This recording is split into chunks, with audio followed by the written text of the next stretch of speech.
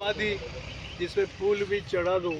ये सर जमी है गुरु गोविंद की और मामा बालेश्वर दयाल की भूमि, और आप सब हम हैं बागड़ के वासी। तो जय गुरु गोविंद की लगा लो, जय भारत माता की लगा लो।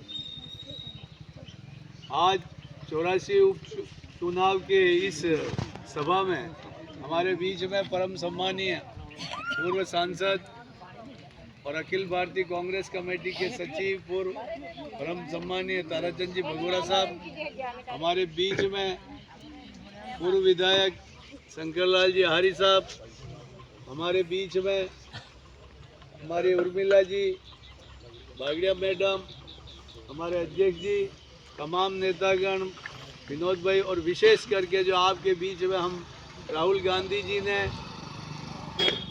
खड़गे साहब ने, सोनिया गांधी जी ने, अशोक गहलोत जी ने, गोविंद सिंह जी डोटासरा साहब ने और पायलट साहब ने एक नौजवान महेश रोध को आपके यहाँ से जो पार्टी प्रत्याशी बनाकर भेजा है, इसके लिए मैं आपके बीच में अपील करने के लिए उपस्थित हुआ हूँ।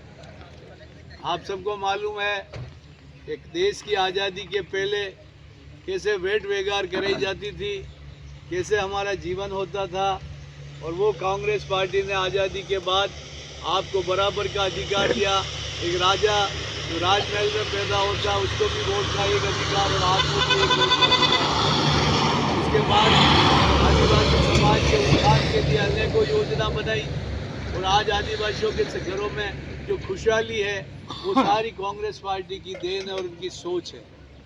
पिछले समय में हमारी पार्टी ने, गहलोत साहब ने कई जन कल्याणकारी योजना चालू की। जन्म से परण से मरण तक कोई ऐसा योजना नहीं थी कि बच्चा पैदा होता वहाँ से शुरू होता और बड़ा होकर शादी हो, ब्याह हो, उसके घर का काम हो, बीमारी का हो।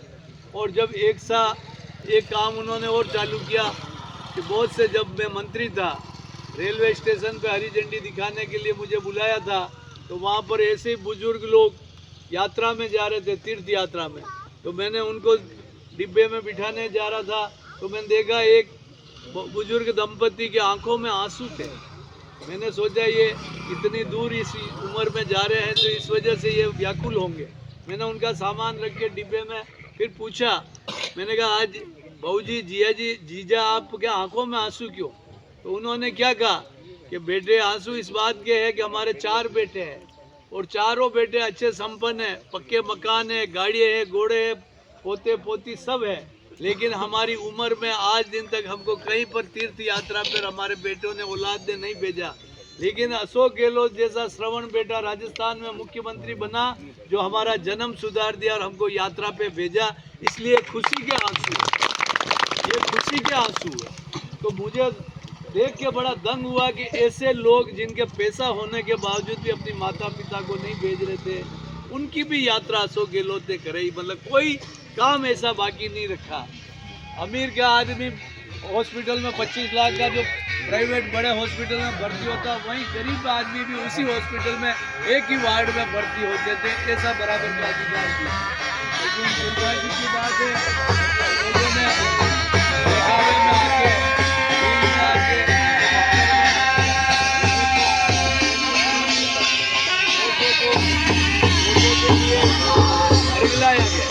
और कहा कि सरकार सरकार सरकार, और ये झूठी सरकार आई भारतीय जनता पार्टी की। इसके आने के बाद सारी योजना बंद कर दी गई, और आज हर राजस्थान का हर व्यक्ति ठगा हुआ महसूस कर रहा है कि धोखा हो गया, धोखा हो गया। अरे भाई, तुम्हारी सरकार आई डबल इंजन की, तुमने कहा कि डबल इंजन की सरकार लाओ, तो डबल इंजन की सरकार तो ये गहलोत साहब ने जो काम किए उससे डबल कर देते।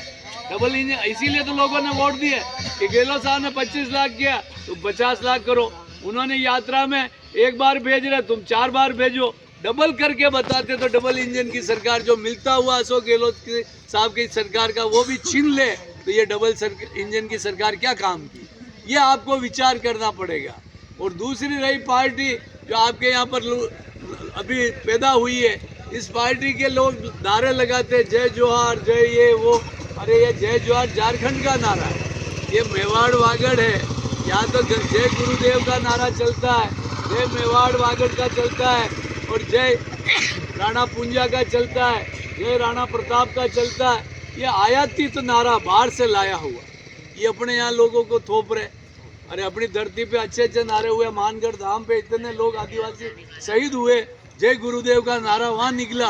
अरे वो नारा को खत्म करके जय जोहार का नारा ला रहे, ये नहीं चल सकता। अपने वंश को खत्म करके और दूसरों को लाके यहाँ पर बनाना चाहे तो इसमें आपको समझना पड़ेगा कि अपना खानदान देख के सगाई की जाती, किसी बेटी को ब्याहने के पहले खानदान देखी जाती।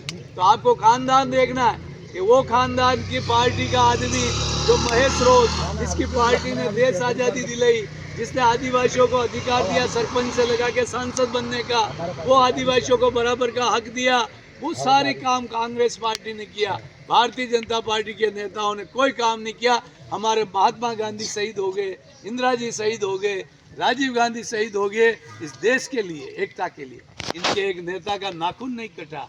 ये खानदान देख लीजिए। और तीसरा खानदान मैंने ये बताया, जिनका कोई मान नहीं, मर्यादा नहीं, बस बरगला रहे, लोगों को चढ़ा रहे, उनको ये अरे बच्चों को पढ़ा लिखा के योग्य बनाकर सत्ता में भागीदारी देने की बात की जाए, लेकिन उनको गलत चीज़ के रास्ते पे ले जा रहे और झूठे झूठे आश्वासन दे रहे।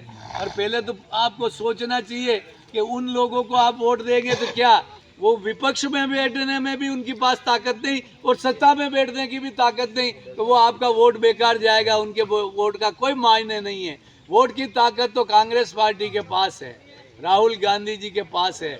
जो राहुल गांधी जी ने हजारों किलोमीटर पद यात्रा निकाल कर गाँव की गरीब की पीड़ा को समझा, और इस मोदी ने उनकी संसद की सदस्यता